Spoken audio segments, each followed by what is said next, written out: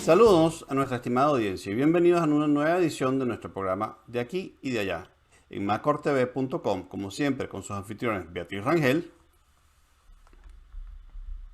Y Carlos José Rangel, hoy nuevamente dedicaremos una media hora de su tiempo o un poco más para conversar sobre sucesos, eventos y situaciones de gran impacto ocurridos la semana pasada, aquí y allá.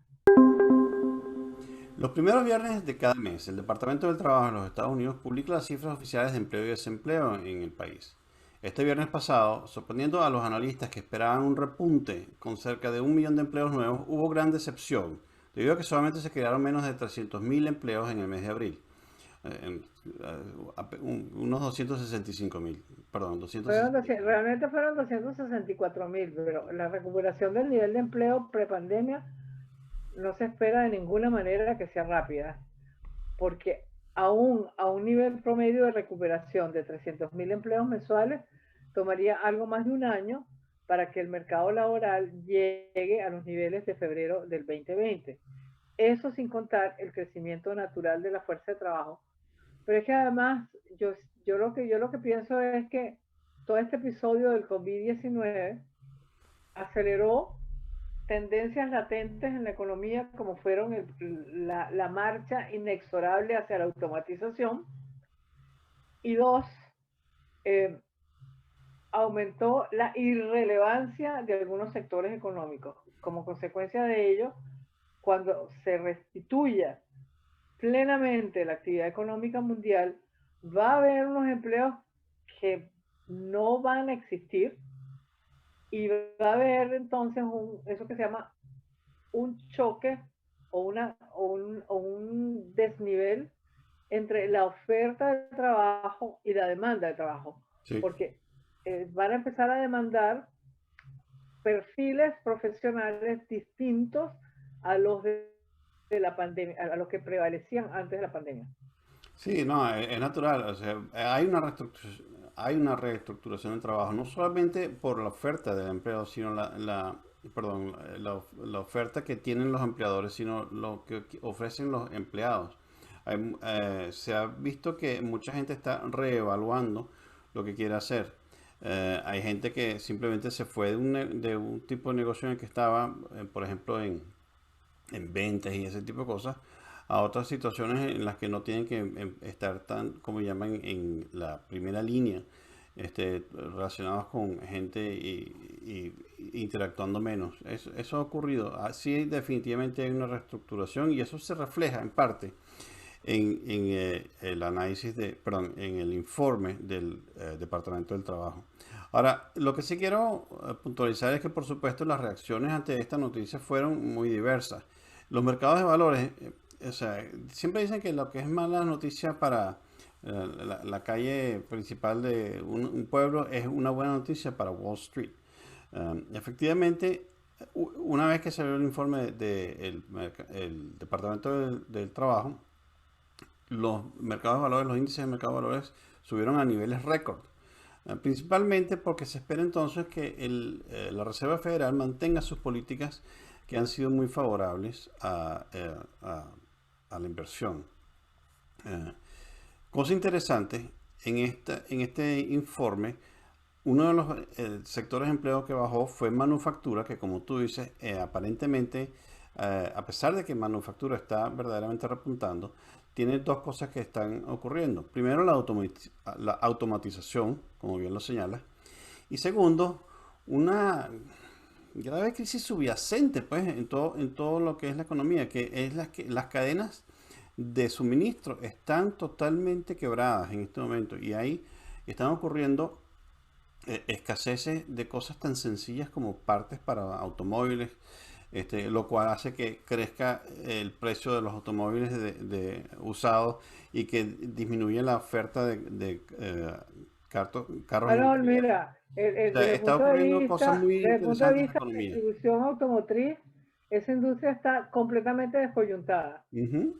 La mayoría de los concesionarios no tienen vehículos Sí, y la mayoría y los vehículos usados, que cuando alguien entrega un vehículo usado, la agencia que lo recibe además de limpiarlo, repintarlo, o sea, acomodarlo, no tienen los repuestos para hacerlo. Entonces, la cadena de producción de vehículos está completamente paralizada. Sí. Añádele a eso que empresas como la General Motors están cambiando por completo su columna dorsal de producción porque ya se propusieron que para el 2050 no van a tener sino carros eléctricos.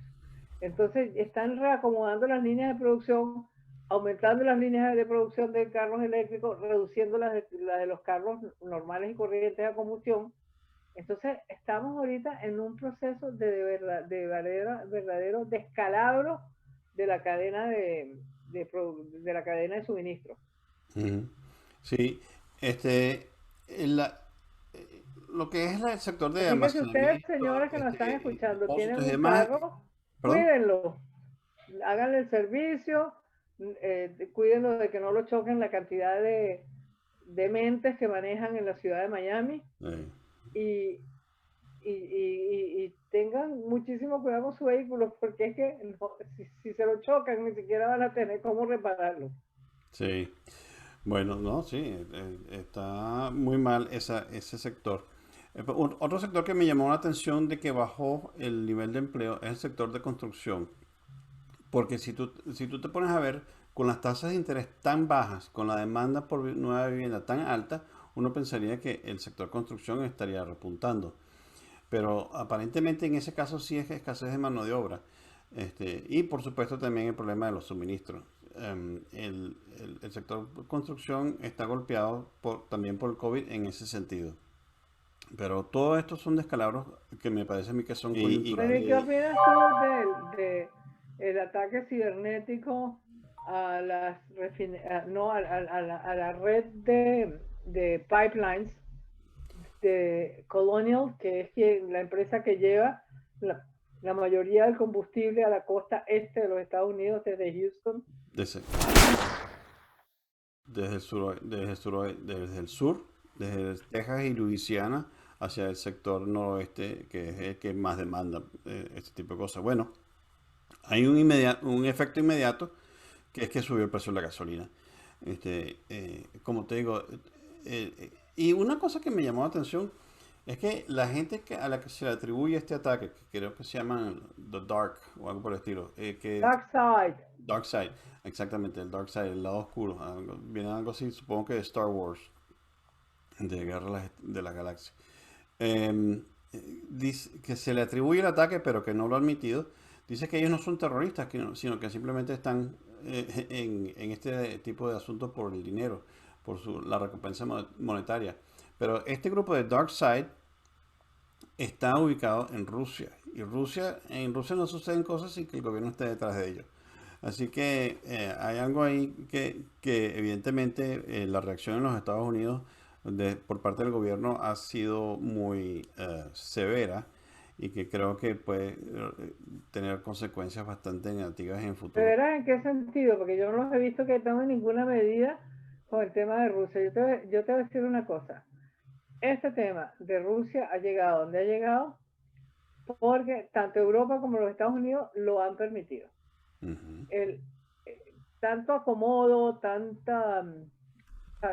intento por congraciarse con Putin, a mí me parece que ha sido la política más equivocada del mundo. A ese señor le habían tenido que poner sus límites desde el día 1, porque obviamente el señor tiene en su mente una estrategia de debilitamiento de Occidente. Tú no le puedes permitir que tenga éxito porque es como si te hicieras el harakiri. Él, él decidió que va a reconstruir el imperio ruso. Sí. Y que el imperio ruso empieza en Moscú y termina a donde el poder ruso llegue. Y en Rusia el gobierno ruso se ha tomado el espacio cibernético y desde ahí salen cualquier cantidad de plataformas para uno descuadrar completamente las transacciones en el sector financiero. Otro para paralizar los intercambios comerciales. Otras plataformas han servido para darle soporte al crimen organizado transnacional. Porque Entonces, esto ¿qué es crimen estamos organizado esperando transnacional. para El Dark hacer Side se algo en serio? admite que es una organización criminal. Y una organización ¿Qué? que el Dark Side admite que es una organización criminal con fines de lucro, que lo que está buscando es dinero. Es obviamente crimen transnacional organizado.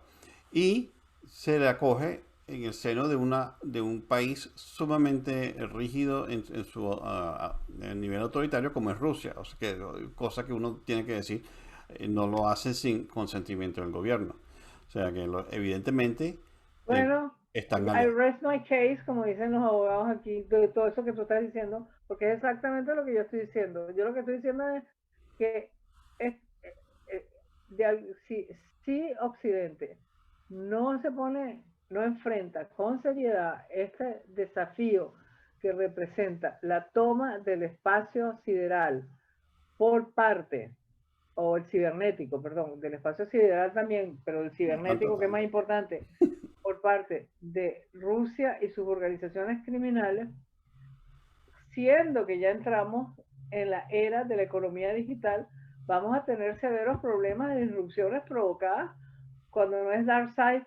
Hace 3 años nos desbarataron otra plataforma similar que se llamaba Avalanche.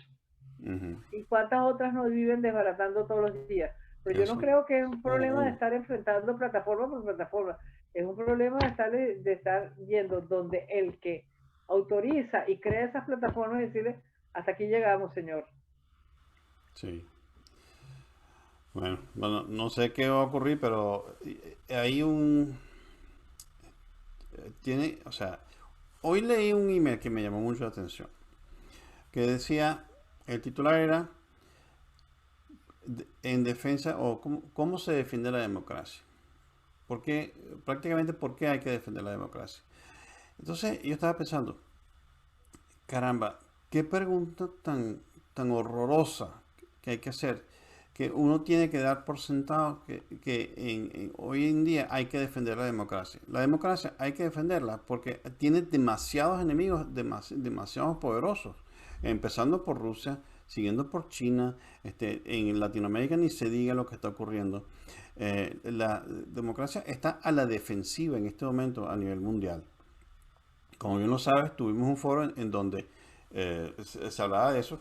Y ahorita cuando hablemos acerca del tema siguiente en Latinoamérica, yo creo que se ve claramente que hay una debilidad en lo que es la defensa de la democracia, tanto en Latinoamérica como en el resto del mundo, debido a que no hay, bueno, yo estaba pensando en esto, que la democracia de por sí es por supuesto pluralista y quiere escuchar opiniones, compartir opiniones, etcétera, y quiere llegar a una especie de consenso. En cambio, el autoritarismo totalitario, por su naturaleza, no lo es así. O sea, que de cierta manera, por naturaleza, el autoritarismo totalitario es mucho más fuerte que la democracia en términos de toma de decisiones y ejecución de planes. ¿Mm? Bueno, vámonos para América Latina y el Caribe. Sí, queríamos hablar hoy acerca de AMLO, Andrés Manuel López Obrador de México. Y porque ya se está acercando en julio de este año una gran elección en México. Y la promesa electoral de AMLO era renovar radicalmente a México, combatiendo la corrupción y las élites neoliberales para reducir la desigualdad y la pobreza. Esa promesa populista tradicional y seductora. Sí, pero a los 2 años y con una elección que se le viene ya encima en julio, AMLO difícilmente puede decirse que haya cumplido esa promesa. A pesar de seguir con alta popularidad personal en las encuestas, yo creo que AMLO es un peligro serio de revertir el proceso de democratización de México. Hay que recordar que México, a partir de la revolución, contó con una democracia corporativista completamente controlada por un partido que era omnipotente, que era el PRI. Ese proceso eh, se, se comenzó a corregir en los años 90 bajo la presidencia del presidente Cedillo, quien aprobó un conjunto de reformas importantísimas, tanto dentro de las instituciones electorales como la administración de justicia, como la separación de poderes. Esa agenda de reformas fue seguida por el presidente Fox. Después vinieron Calderón, que era también del PAN como Fox, y después vino Peña Nieto, que era del PRI. Calderón y Peña Nieto se dedicaron a la fiesta de la corrupción y no hicieron absolutamente nada por continuar el sendero creado por Cedillo y Fox. Esa es la realidad.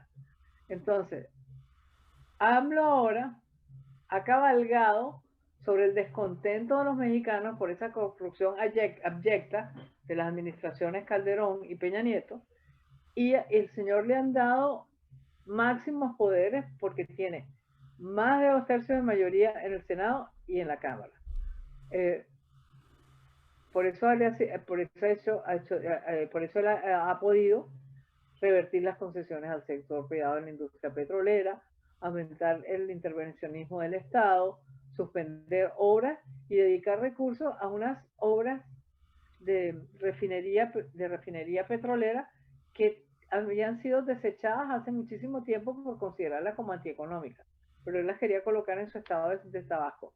Yo creo que esta administración está creando unas presiones que podrían resultar insostenibles al enjambre institucional mexicano. Sí. Además, o sea, ha tenido esas instituciones que tú decías que hicieron Cedillo y Fox, independientes, pues, y básicamente fiscalizadores del Estado, ahorita están bajo ataque por parte de AMLO y su partido Morena. Porque se ha visto una creciente injerencia en todos esos organismos civiles independientes, la prensa inclusive, que está volteada, o sea, está totalmente abyecta al gobierno, y otros órganos esenciales para la democracia. Incluso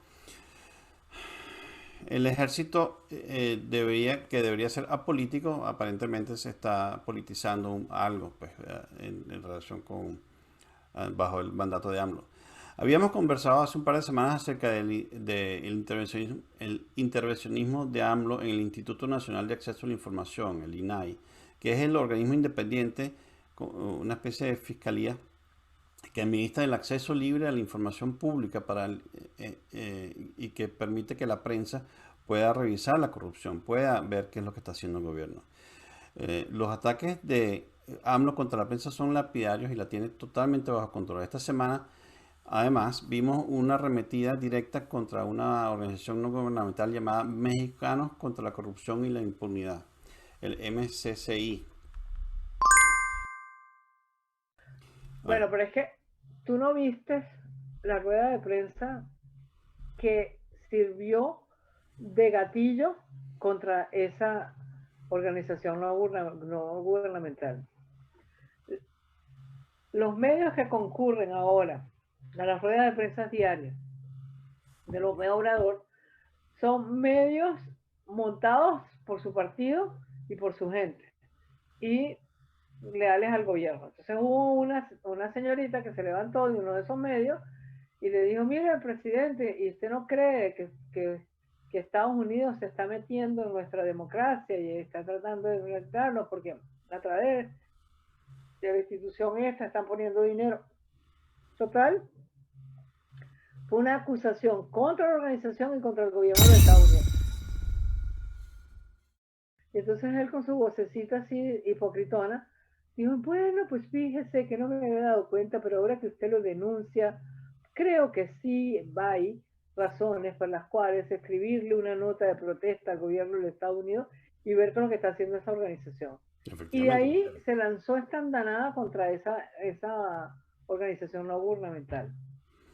Bueno, esta organización, por supuesto, lo último que había denunciado era parte de lo de la Ciudad de México, el desastre que ocurrió en el metro.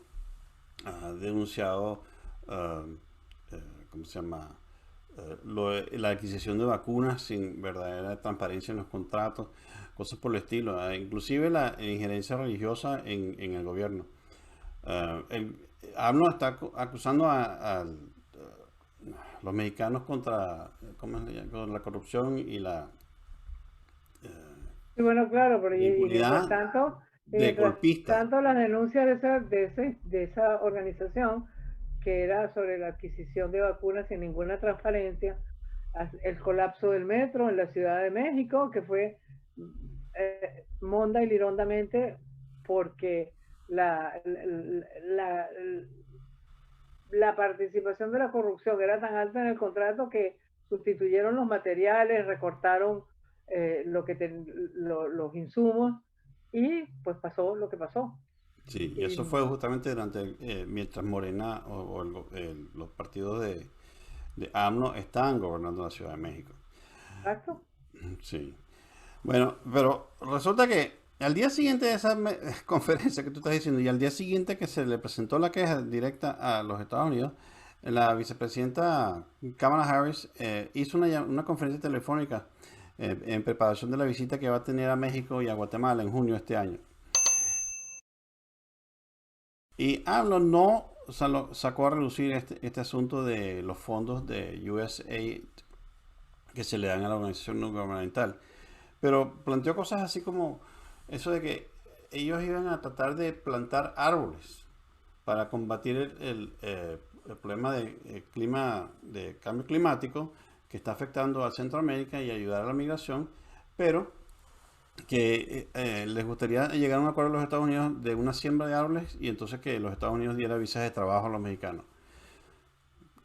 No parece que hubiese llegado a nada. Aparte del hecho de que se retiró de la conferencia y dijo que lo iba a hacer desde antes, dejando entendiendo pues a la vicepresidenta de los Estados Unidos eh, bueno, sin haber A mí me llevado. parece que francamente estamos, estamos entre la crisis de la función diplomática.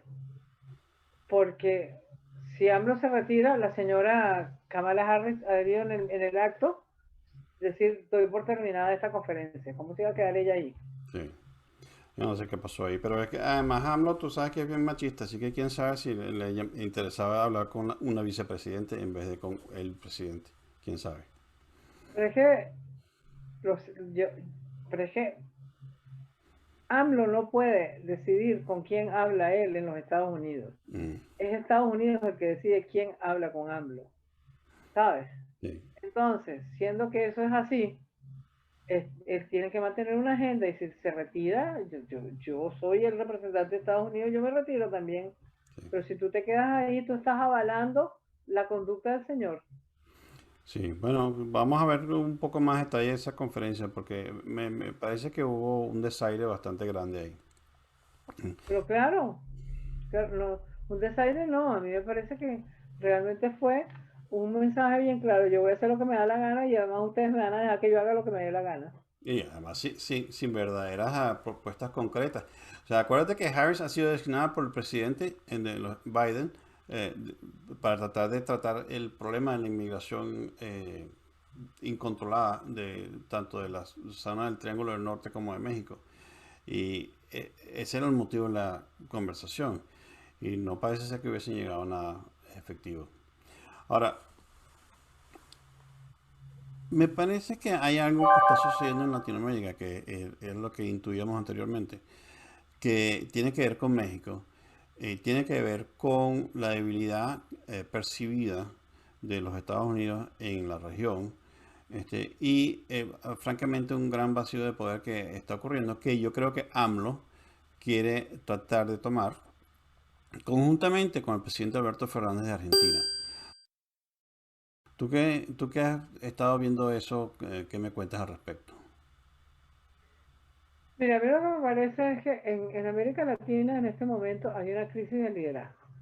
Francamente que todos los líderes latinoamericanos parecieran no llenar los requisitos ni de la crisis, ni del momento histórico, y muchísimo menos de la transición económica que estamos viviendo. Entonces, dado eso así, por supuesto, tú piensas, ¿cómo se llena ese vacío? Pues ese vacío se puede llenar de dos maneras. Se puede llenar con una conducción internacional firme de Europa o de los Estados Unidos.